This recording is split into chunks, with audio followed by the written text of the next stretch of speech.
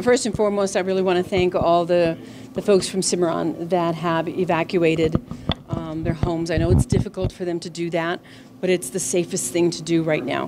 When it is a mandatory evacuation, we ask people to make sure to bring their medications, make sure to bring the important papers, photographs, things of that nature that cannot be replaced.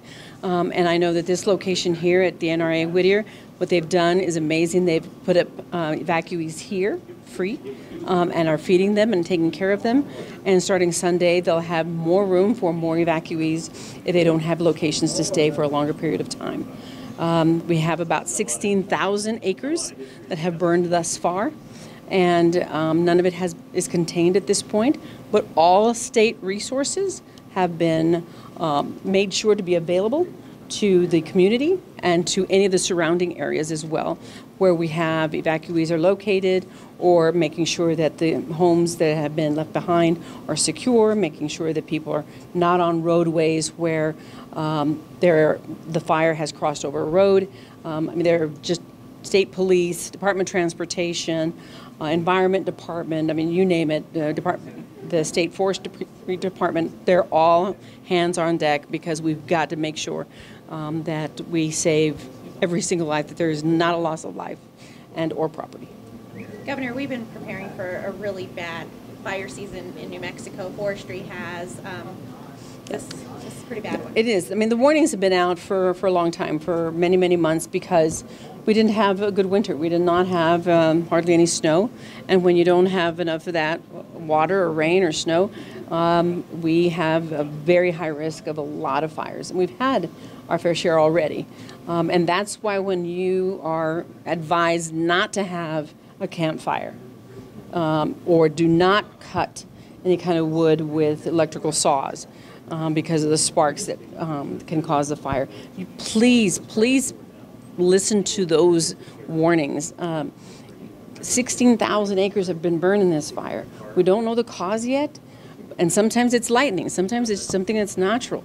But let's not add to that, which can be prevented. Pay attention to what you're being told is the level of right now it's red flag, can't be burning anything outside.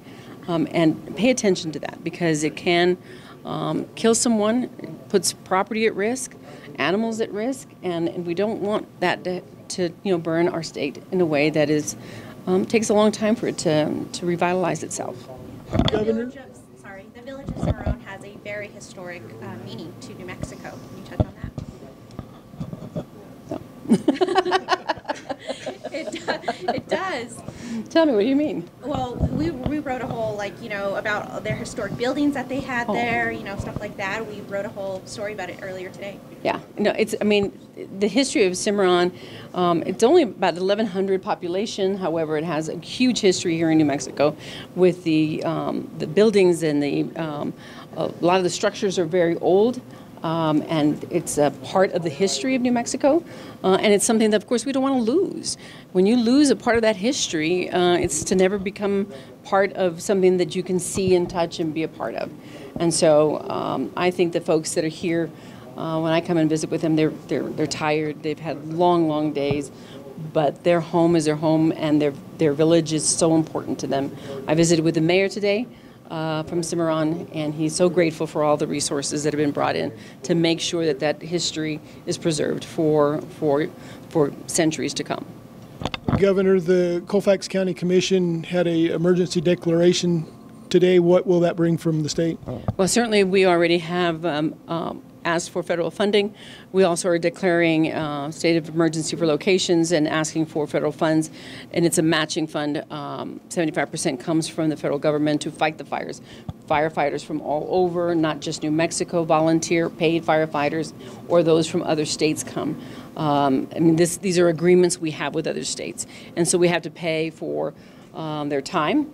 Also pay for food and all kinds of things that we take care of, and so we're not going to be skimpy on anything that is necessary to make sure that Cimarron as a village stays intact and that the watersheds are as protected, so that they continue to thrive as a community. And you're going to several different places right now, right? Just tell me about sort of the outpour of support that you're sort of seeing with the community? You know, the community has been amazing. I know that folks have gone, some are in the community of Raton, some are here at this location. Several have gone to the Colfax Fairgrounds from the ranch where the Boy Scout ranch that they have out there. It looks like an enormous tent city. They do that very well. 1,100 employees are now there. We intend to go down and visit with them as well. And when we go down to visit with them, they're good at what they do. And so it was easy for them to pick up, set up their tents, be able to live there for as long as they need to, and can provide for themselves very well. So we want to go and make sure that they need anything, that we can provide it. No resource that belongs to the state will be without reach for every community that is going to be touched by this. We also ask people to be very aware of this. If you're going to you may get phone calls from the Red Cross.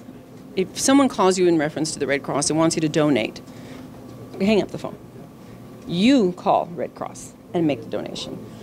There are times when people take advantage of situations like this, and you do not want people taking advantage of people in situations like this, giving credit card numbers out, giving any kind of bank account, because your heart's open up to people who are having a difficult time, and I understand that.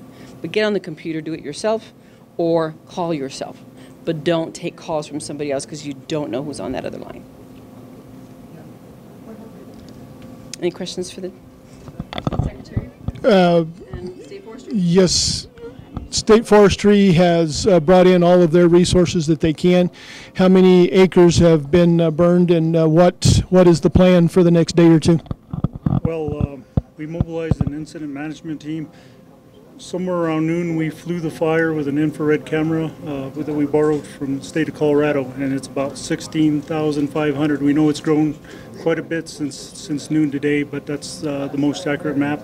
We'll do another flight tonight, and we'll have a better estimate of acreage by morning. But we are mobilizing a lot of resources into the area for this fire.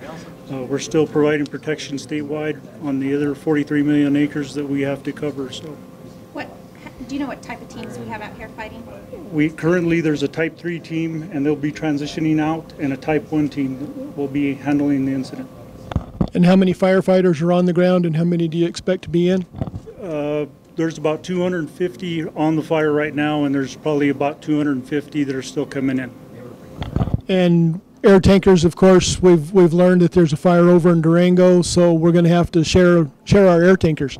Correct. There's just a limited amount of resources available to the whole country, so we divide the air tankers amongst the fires, the active fires, and do what we can with what we have. We have a lot of helicopters here working this fire. So. How close is this fire to the village of Cimarron? We really don't know without the map that we'll get tonight. So as of noon, it was a couple miles, but we know it's a lot closer now. Has anybody seen flame within visual sight of Cimarron, or has it been still up in the mountains? It's still up in the mountains last I've seen. I haven't seen any current videos of anything near the village of Cimarron. Loss of structures? There was 12 structures that were lost early on yesterday, but it didn't appear like any of them were primary residences. Thank you. I just want to say that there will be no limitation to the resources based on money. The money will be spent as needed. We're not going to hold back on funds. As we have the assets, we're going to spend them, and we're going to spend them to make sure that we're saving that community of Cimarron.